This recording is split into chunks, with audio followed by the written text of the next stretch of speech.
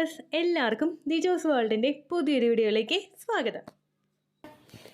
Implantation നമുക്ക് നടക്കുന്ന സമയത്തുണ്ടാകുന്ന വിവിധങ്ങളായിട്ടുള്ള സ്റ്റൊമക്കിലുണ്ടാകുന്ന irritations അല്ലെങ്കിൽ വേദനകൾ, ഇതിനെ പറ്റിയിട്ടാണ് ഇന്നത്തെ വീഡിയോയിൽ സംസാരിക്കുന്നത്. ഇതും പീരിയഡ്സ് ആകുന്ന വേദനയുമായിട്ട് എങ്ങനെ നമുക്ക് ഡിഫറൻഷിയേറ്റ് ചെയ്യാൻ പറ്റുമോ എന്നുള്ള കാര്യം കൂടി നമ്മളിന്ന് ഡീറ്റെയിൽഡ് ആയിട്ട് സംസാരിക്കുന്നുണ്ട് കേട്ടോ. ഒരുപാട് വീഡിയോസ് പെർട്ടിക്കുലർ ആയിട്ടുള്ള ഈ ടോപ്പിക്സിനെ പറ്റി ചെയ്തിട്ടുണ്ട്. പക്ഷേ ഇതും പീരിയഡ്സിൻ്റെ ആ ഒരു വേദനയും തമ്മിൽ എങ്ങനെ ഡിഫറൻഷിയേറ്റ് ചെയ്യാമെന്ന് പണ്ടുള്ള വീഡിയോസിലാണ് പറഞ്ഞത്. ഇപ്പോഴത്തെ വീഡിയോസിൽ എന്താ അതിനെപ്പറ്റി സംസാരിച്ചിട്ടില്ല. കമൻറ്റ്സ് ചോദിക്കുന്നവർക്ക് റിപ്ലൈ കൊടുക്കുന്നുണ്ട്. പക്ഷേ നിങ്ങൾക്ക് ഇങ്ങനൊരു സംശയം ഉണ്ടെങ്കിൽ വീഡിയോ മുഴുവനായിട്ട് കാണാനായിട്ട് ശ്രദ്ധിക്കുക കേട്ടോ. ഇംപ്ലാന്റേഷൻ നടക്കുന്ന സമയത്ത് നമുക്ക് ഒരുപാട് തരത്തിൽ വയറിൽ അസ്വസ്ഥതകൾ അനുഭവപ്പെടാനായിട്ട് ചാൻസ് ഉണ്ട്.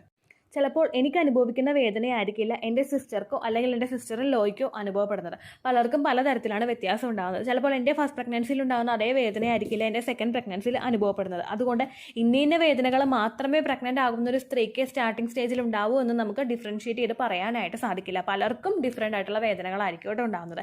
അതിൽ ഏറ്റവും പ്രമുഖമായിട്ടുള്ള ഒരു വേദനയാണ് പീരിയഡ്സ് ആകാൻ പോകുന്നത് പോലുള്ളൊരു വേദന വന്നു പോവുക എന്ന് പറയുന്നത്. പീരിയഡ്സിൻ്റെ സ്റ്റാർട്ടിംഗ് സ്റ്റേജിൽ നമുക്ക് ഉണ്ടാകുന്ന ഒരു വേദന ഉണ്ടാവുമല്ലോ, അതായത് ബ്ലീഡിംഗ് വന്ന് തുടങ്ങുന്ന സമയത്ത് ഉണ്ടാകുന്ന വേദന. അതൊരിക്കലും നിങ്ങൾക്ക് ഹെവി ആവില്ല, നിങ്ങൾക്ക് സഹിക്കാൻ പറ്റുന്ന വരാൻ പോകുന്നുണ്ട് ആള് എന്നുള്ളൊരു സൂചന തരുന്നൊരു വേദനയായിരിക്കും. പക്ഷേ സെക്കൻഡ് ഡേ എന്ന് പറയുന്ന വേദനയോ നമുക്ക് കുറച്ച് നമ്മൾ റെസ്റ്റ് എടുക്കാൻ നമുക്ക് ശരീരം തോന്നിപ്പിക്കുന്ന തരത്തിലുള്ളൊരു വേദനയായിരിക്കും ഉണ്ടാകുന്നത്. ഇവിടെ നിങ്ങൾക്ക് സെക്കൻഡ് ഡേ ഉണ്ടാകുന്ന വേദനയല്ല, പീരിയഡ്സിൻ്റെ ഫസ്റ്റ് ഡേ ബ്ലീഡിങ് വരുന്ന സമയത്ത് ഏത് വേദനയാണോ ഉണ്ടാകുന്നത് ആ വേദനയായിരിക്കും നിങ്ങൾക്ക് വന്നു പോകുന്നത്. അതൊരിക്കലും ഒരുപാട് നേരം നമുക്ക് നീണ്ടു നിൽക്കുന്നതായിരിക്കില്ല, വന്നിട്ട് പോകുന്ന ടൈപ്പ് വേദനയായിരിക്കും കേട്ടോ. അടുത്തതാണ് വയറിൻ്റെ ഏതെങ്കിലും ഒരു സൈഡിൽ നിങ്ങൾക്ക് അനുഭവപ്പെടുന്ന അസ്വസ്ഥതകൾ. ചിലപ്പോൾ ലെഫ്റ്റ് സൈഡിലോ ചിലപ്പോൾ റൈറ്റ് സൈഡിലോ ആയിരിക്കും അനുഭവപ്പെടുന്നത്. എന്നാൽ മറ്റു ചില ആളുകൾക്ക് നേരെ സെൻറ്റർ പോർഷനിലും അനുഭവപ്പെടാറുണ്ട് കേട്ടോ. അതായത് നമുക്ക് ഇങ്ങനെ ഒരു പ്രോസസ്സ് നടക്കുമ്പോഴേക്കും നിങ്ങളുടെ കൈവിരൽ, നിങ്ങളുടെ തം ഫിംഗർ വയറിലോട്ട് ഇന്ന് അമർത്തി നോക്കുക. ഇത് അമർത്തി നോക്കുന്ന സമയത്ത് ഭയങ്കരമായിട്ട് അമർത്തി കുത്താനല്ല കേട്ടോ പറഞ്ഞേ, ജസ്റ്റ് ഒന്നിങ്ങനെ അമർത്തി നോക്കുമ്പോഴേക്കും നിങ്ങൾക്കൊരു വേദന ഉണ്ടാവില്ലേ? ആ കൈ ഇങ്ങോട്ട് അമർത്തിയിട്ട് വിടുമ്പോൾ നമുക്കൊരു വേദന ഉണ്ടാവില്ലേ? അതുപോലുള്ളൊരു വേദന നിങ്ങൾക്ക് ഫീൽ ചെയ്യാനായിട്ട് തുടങ്ങുന്നു. ഇത് കുത്തുന്നത് പോലെയായിരിക്കും, അല്ലെങ്കിൽ കൊളുത്തി പിടിക്കുക എന്ന് പറയില്ല, നമ്മൾ പെട്ടെന്നൊന്ന് കുമ്പിട്ട് നിവർന്നു കഴിയുമ്പോൾ വയറ് കൊളുത്തി പിടിക്കുക, അതുപോലുള്ള വേദനയായിരിക്കും. അല്ലെങ്കിൽ വലിഞ്ഞങ്ങോട്ട് മുറുകുന്നത് പോലുള്ളൊരു വേദനയായിരിക്കും നിങ്ങൾക്ക് ഉണ്ടാകുന്നത്. ചില ആളുകൾക്ക് എന്ന് പറയുന്നത് പൊക്കിളിനകത്ത് വേദന ഉണ്ടാകും, ചിലർക്ക് പൊക്കിളിന് ചുറ്റും വേദന ഉണ്ടാകും, ചിലർക്ക് വയറിന് നേരെ മുകളിൽ, അതായത് പൊക്കിളിൻ്റെ നേരെ മുകളിലുള്ള പോർഷനിൽ വേദന ഉണ്ടാകും, ചിലർക്ക് പൊക്കിളിന് നേരെ താഴെയുള്ള പോർഷനിൽ വേദന ഉണ്ടാകും. അങ്ങനെയൊക്കെയാണ് നമുക്ക് വേദന അനുഭവപ്പെടുന്നത്. അതുപോലെ ചില ആളുകൾക്ക് പെട്ടെന്നൊന്ന് കുമ്പിട്ടിട്ട് വരുന്ന സമയത്ത്, ചില ആളുകൾക്ക് ഇരുന്നിട്ട് എഴുന്നേക്കുന്ന സമയത്തൊക്കെ ഈ ഒരു വേദന അനുഭവപ്പെടാനായിട്ട് ചാൻസ് ഉണ്ട്. ഇത്രയും നമുക്ക് ഫെമിലിയർ ആയിട്ടുള്ള ഒരുപാട് പേര് നമ്മുടെ ചാനലിൽ പറയുന്ന ടൈപ്പ് വേദനകളാണ്. അതുപോലെ ചിലർക്ക് കുമ്പിട്ട് കമിഴ്ന്ന് കിടക്കുന്ന അവസരങ്ങളിൽ വേദന നമുക്ക് അനുഭവപ്പെടും, ചിലർക്ക് ഇരുന്നിട്ട് പെട്ടെന്നൊന്ന് എഴുന്നേക്കുന്ന അവസരങ്ങളിൽ വേദന അനുഭവപ്പെടും. ഇത്രയും ഒരുപാട് പേര് പറയുന്ന വേദനകളായതുകൊണ്ട് ഇത് പറയാത്ത അല്ലെങ്കിൽ മനസ്സിലാകാത്ത പല ടൈപ്പ് വേദനകളും പലർക്കും ഫീൽ ചെയ്യാറുണ്ട്. ഇതിനെ നമ്മൾ പീരിയഡ്സിൻ്റെ വേദനയായിട്ട് ഡിഫറൻഷിയേറ്റ് ചെയ്യുന്നത് മെയിനായിട്ടും ഒരു ഫാക്ടർ വെച്ചിട്ടാണ്, അതായത് ഇതിൻ്റെ ഡ്യൂറേഷൻ. പീരിയഡ്സ് ആകുന്ന വേദന നമുക്ക് ഒന്ന് മൈൽഡായിട്ട് തുടങ്ങിക്കഴിഞ്ഞാൽ പിന്നീട് അത് ഹെവി ആവാനായിട്ട് തുടങ്ങും. ആ വേദന നമുക്ക് ഫീൽ ചെയ്യും. തൊട്ടടുത്ത ദിവസങ്ങളിൽ നമുക്ക് ബ്ലീഡിങ് വരാനായിട്ട് തുടങ്ങും.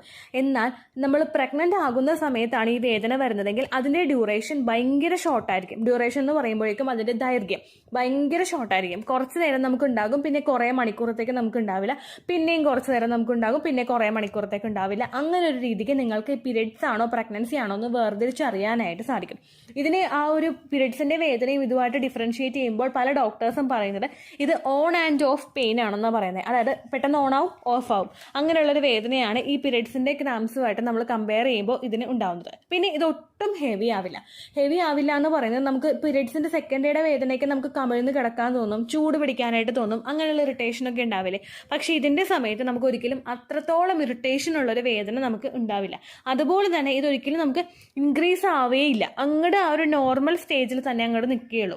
പിന്നെ പീരിയഡ്സിൻ്റെ വേദനയുമായിട്ട് നമ്മൾ ഇതിനെ ഡിഫറൻഷിയേറ്റ് ചെയ്യുന്നത്, ഈ ഒരു വേദന വന്നു കഴിഞ്ഞാൽ ഇൻ കേസ് നിങ്ങൾക്ക് പീരിയഡ്സ് ആകാൻ പോകുന്നത് പോലുള്ള ഒരു വേദനയാണ് തുടങ്ങുന്നതെങ്കിൽ, ഈ ഒരു ഈ ഒരു പീരിയഡ്സ് ആണ് നമുക്ക് ഉണ്ടാകുന്നതെങ്കിൽ ആ ബ്ലീഡിങ് തുടങ്ങി 2 ദിവസത്തിനകം മാക്സിമം നമുക്ക് ബ്ലീഡിങ് ഉണ്ടാവാനായിട്ട് ചാൻസ് ഉണ്ട്. പക്ഷേ പ്രഗ്നൻസിയുടേതായിട്ടാണ് ഇങ്ങനെ നമുക്ക് ബ്ലീഡിങ് വന്നതെങ്കിൽ 2 ദിവസമോ 3 ദിവസമോ 5 ദിവസമോ കഴിഞ്ഞാലും നമുക്ക് ബ്ലീഡിങ് വരില്ല. കാരണം ബ്ലീഡിങ് വരാനായിട്ടുള്ള ഒരു ഫാക്ടർ അവിടെ ഇല്ല. പലരുടെയും പല പ്രതീക്ഷയും നശിഞ്ഞു പോകുന്നത് നമുക്ക് പീരിയഡ്സ് ആകുന്ന പോലുള്ള വേദന വരുമ്പോഴാണ്. പീരിയഡ്സ് ആകുന്ന വേദന നമുക്ക് ഇംപ്ലാന്റേഷൻ നടക്കുന്ന സമയത്ത് ഉണ്ടാവുന്നത് നമ്മുടെ മസിൽസ് ഒക്കെ ഒന്ന് സ്ട്രെച്ച് ആവുന്നതുകൊണ്ടാണ്. പ്രഗ്നൻസിയുടെ സ്റ്റേജിൽ മസിൽസ് സ്ട്രെച്ച് ആവുന്നതുകൊണ്ടാണ് ഈ വേദന വരുന്നതെങ്കിൽ പീരീഡ്സ് ആകുന്ന സമയത്ത് യൂട്രസിലുണ്ടാകുന്ന കോൺട്രാക്ഷൻസ് കൊണ്ട്, അതായത് യൂട്രസിൽ കോൺട്രാക്ഷൻസ് ഉണ്ടെങ്കിൽ എൻഡോമെട്രിയൽ ലൈനിങ് കൃത്യമായിട്ട് ഷെഡായി പോവുകയുള്ളൂ, ബ്ലീഡിങ് മൊത്തം വരികയുള്ളൂ. അതാണ് ആ യൂട്രസിൽ കോൺട്രാക്ഷൻസ് ഉണ്ടാകുന്ന സമയത്ത് ഉണ്ടാകുന്ന വേദനയുമായിട്ട് നിങ്ങൾക്ക് ഏറെക്കുറെ സാമ്യം തോന്നുന്നത് കേട്ടോ. അതുകൊണ്ട് ഒരിക്കലും ഇത്തരത്തിലുള്ള വേദനകൾ വന്നു കഴിഞ്ഞാൽ പീരീഡ്സ് ഇൻഡ്യൂസ് ചെയ്യാൻ വേണ്ടിയിട്ടുള്ള കാര്യങ്ങൾ നിങ്ങൾ ചെയ്യാതിരിക്കുക. അതുപോലെ ഡെസ്പ് ആവാതിരിക്കുക കേട്ടോ. ഇതുപോലുള്ള വേദനകളൊക്കെ വന്നു കഴിഞ്ഞാൽ ഈ മാസം നഷ്ടമായി പോയി എന്ന് വിചാരിച്ചിട്ട് തുടക്കം മുതലേ നിങ്ങൾ വിഷമിക്കാതിരിക്കുക കേട്ടോ. ഒരുപാട് പേര് ചോദിക്കുന്ന ഒരു കാര്യമാണ്, ചേച്ചി എങ്ങനെയാണ് ഈ ഒരു വേദന നമുക്ക് മനസ്സിലാക്കാൻ പറ്റുക എന്നുള്ളത്. ചില ആളുകൾക്കൊക്കെ മാത്രമേ ഈ ഒരു വേദന ഉണ്ടാവുകയുള്ളൂ. അതായത് ഇപ്പം നമ്മളൊരു 100 പേരെ എടുത്തു കഴിഞ്ഞാൽ അതിലൊരു 70% ആളുകൾക്ക് ചിലപ്പോൾ ഈ വേദന ഉണ്ടാവാം. ബാക്കി 30% ആളുകൾക്ക് ചിലപ്പോൾ ഇങ്ങനൊരു വേദന ഉണ്ടാവില്ല. ആ 30% ആളുകൾക്ക് ചിലപ്പോൾ ഈ വേദന വരുന്നത് ഐഡന്റിഫൈ ചെയ്യാൻ പോലും പറ്റുന്നുണ്ടാവില്ല. കാരണം അതിൻ്റെ ദൈർഘ്യം വളരെയധികം കുറവായിരിക്കും. ചിലപ്പോൾ രാത്രി നിങ്ങൾ ഉറങ്ങുന്ന സമയത്ത് ഈ വേദന വരാം, അല്ലെങ്കിൽ എന്തെങ്കിലും ധൃതിയിൽ നിങ്ങൾ ജോലികൾ ചെയ്യുന്ന സമയത്ത് ഈ വേദന ഉണ്ടാവാം. അതുപോലെ രാത്രി കിടന്നുറങ്ങുന്ന സമയത്ത് ഇംപ്ലാന്റേഷൻ നടക്കുന്ന വേദന ഉണ്ടാകാം. അതുകൊണ്ട് ഇത്തരത്തിലുള്ള വേദനകൾ നിങ്ങൾക്ക് ഫീൽ ചെയ്യുന്നില്ലെങ്കിലും നിങ്ങൾ വിഷമിക്കേണ്ട ഒരു ആവശ്യവുമില്ല. പീരിയഡ് ഡേറ്റിൽ ബ്ലീഡിങ് വരുന്നുണ്ടോ എന്ന് മാത്രം നിങ്ങൾ ശ്രദ്ധിക്കുക കേട്ടോ. ഇനി നിങ്ങൾക്ക് വരുന്ന ബ്ലീഡിങ്ങിൻ്റെ അളവ് വളരെയധികം കുറവാണെങ്കിൽ, അതായത് പ്രീവിയസ് പീരിയഡ്സിനെ അപേക്ഷിച്ച് വളരെയധികം കുറവാണ് നിങ്ങൾക്ക് ചോര പോകുന്നതെങ്കിൽ, നിങ്ങൾ ആ ഡേറ്റ്, ബ്ലീഡിങ് വന്ന ഡേറ്റ് എന്നാണോ അത് കഴിഞ്ഞിട്ട് ഒരു 5 ദിവസമൊക്കെ കഴിഞ്ഞതിന് ശേഷം പ്രഗ്നൻസി ടെസ്റ്റ് ചെയ്ത് നോക്കുന്നത് നല്ലതാണ്. കാർഡ് ഉപയോഗിച്ച് ടെസ്റ്റ് ചെയ്തതിന് ശേഷവും സ്റ്റിൽ നിങ്ങൾക്ക് ആ ഒരു വേദനയും അസ്വസ്ഥതയും ഒക്കെ വരുന്നുണ്ട്, അല്ലെങ്കിൽ സിംറ്റംസ് കൂടുതലായിട്ട് കാണുന്നുണ്ടെങ്കിൽ BHCG, അതായത് ബീറ്റ HCG ബ്ലഡ് ടെസ്റ്റ് നിങ്ങൾ ചെയ്ത് നോക്കുക. അതിൽ നിങ്ങൾ പ്രഗ്നൻസി പോസിറ്റീവ് ആണെങ്കിൽ കൃത്യമായിട്ടുള്ള റിസൾട്ട് കാണാനായിട്ട് സാധിക്കും കേട്ടോ. അതുപോലെ തന്നെ ഞാൻ ഈ പറഞ്ഞ ലക്ഷണങ്ങളല്ലാതെ ഒരുപാട് പ്രഗ്നൻസിയുടെ സമയത്ത് നമുക്ക് സ്റ്റൊമക്കിൽ വ്യത്യാസം അനുഭവപ്പെടാനായിട്ട് ചാൻസ് ഉണ്ട്. ലെഫ്റ്റ് സൈഡിലോ റൈറ്റ് സൈഡിലോ മിഡിൽ പോർഷനിലോ ആയിട്ടായിരിക്കും നിങ്ങൾക്ക് ഈ ഒരു വേദനയും അസ്വസ്ഥതയൊക്കെ ഉണ്ടാകുന്നത്. ചില ആളുകൾക്ക് നേരെ പൊക്കിളിന് തൊട്ട് മുകളിലുള്ള പോർഷനിലും ഇത്തരത്തിൽ അസ്വസ്ഥത ഉണ്ടാവാനായിട്ട് ചാൻസ് ഉണ്ട്. അതെന്തൊക്കെയാണെന്ന് ഡീറ്റെയിൽഡ് ആയിട്ട് അറിയാൻ താല്പര്യമുള്ളവർ നമ്മുടെ ചാനൽ ദീച്ചൂസ് വേൾഡ് എന്ന് ടൈപ്പ് ചെയ്തതിന് ശേഷം സ്റ്റൊമക് ചേഞ്ചസ് എന്ന് നിങ്ങൾ സെർച്ച് ബാറിൽ സെർച്ച് ചെയ്ത് കൊടുക്കുക. ഒരുപാട് വീഡിയോസ് നിങ്ങൾക്ക് കാണാനായിട്ട് സാധിക്കും കേട്ടോ. അപ്പോൾ ഇത്രയേ ഉള്ളൂ വീഡിയോ. യൂസ്ഫുൾ ആയി കാണുമെന്ന് വിശ്വസിക്കുന്നു. യൂസ്ഫുൾ ആകുന്നുണ്ടെങ്കിൽ ലൈക്ക് ചെയ്യുക, ഫ്രണ്ട്സിനൊക്കെ ഷെയർ ചെയ്ത് കൊടുക്കുക കേട്ടോ. ഇതിനോടകം തന്നെ ഒരുപാട് പേര് നമ്മുടെ ചാനൽ ഫോളോ ചെയ്തിട്ട് പ്രഗ്നൻ്റ് ആയിട്ടുണ്ട്. അവരുടെയൊക്കെ സക്സസ് സ്റ്റോറീസ് നിങ്ങൾക്ക് കാണാൻ താല്പര്യമുണ്ടെങ്കിൽ നമ്മുടെ ദീച്ചൂസ് വേൾഡിൻ്റെ കമ്മ്യൂണിറ്റി ടാബ് നിങ്ങൾ പ്രസ് ചെയ്ത് നോക്കുക. അതിലൊരുപാട് സക്സസ് സ്റ്റോറീസ് ഷെയർ ചെയ്തിട്ടുണ്ട്. അതിലേതൊക്കെ ടിപ്സാണ് അവർ ഫോളോ ചെയ്തിട്ടുള്ളതെന്ന് അറിയാൻ വേണ്ടിയിട്ട് നിങ്ങൾക്ക് സാധിക്കും കേട്ടോ. ഈ സ്റ്റോറീസ് ഡീറ്റെയിൽഡ് ആയിട്ട് എക്സ്പ്ലെയിൻ ചെയ്തിട്ടുള്ള വീഡിയോ ഫെർട്ടിലിറ്റി ഇംപ്രൂവിംഗ് ടിപ്സ് എന്ന് പറയുന്ന ഒരു പ്ലേലിസ്റ്റിൽ നിങ്ങൾക്ക് കാണാനായിട്ട് സാധിക്കും. അതായത് ഗ്രാമ്പൂ വെള്ളം, അതുപോലെ ഉലുവ വെള്ളം, ഇതിനൊക്കെ പറ്റിയിട്ടുള്ള വീഡിയോസ് നിങ്ങൾക്ക് ആ ഒരു ഫെർട്ടിലിറ്റി ഇംപ്രൂവിംഗ് ടിപ്സ് എന്ന് പറയുന്ന ഒരു പ്ലേലിസ്റ്റിൽ കാണാനായിട്ട് സാധിക്കും കേട്ടോ. ഇത്രയേ ഉള്ളൂ വീഡിയോ. യൂസ്ഫുൾ ആയി കാണുമെന്ന് വിശ്വസിക്കുന്നു. യൂസ്ഫുൾ ആവുന്നുണ്ടെങ്കിൽ ലൈക്ക് ചെയ്യുക, ഫ്രണ്ട്സിനൊക്കെ ഷെയർ ചെയ്ത് കൊടുക്കുക കേട്ടോ. എന്തെങ്കിലും സംശയം ഉണ്ടെങ്കിൽ നിങ്ങൾ കമൻസിൽ ചോദിക്കുക.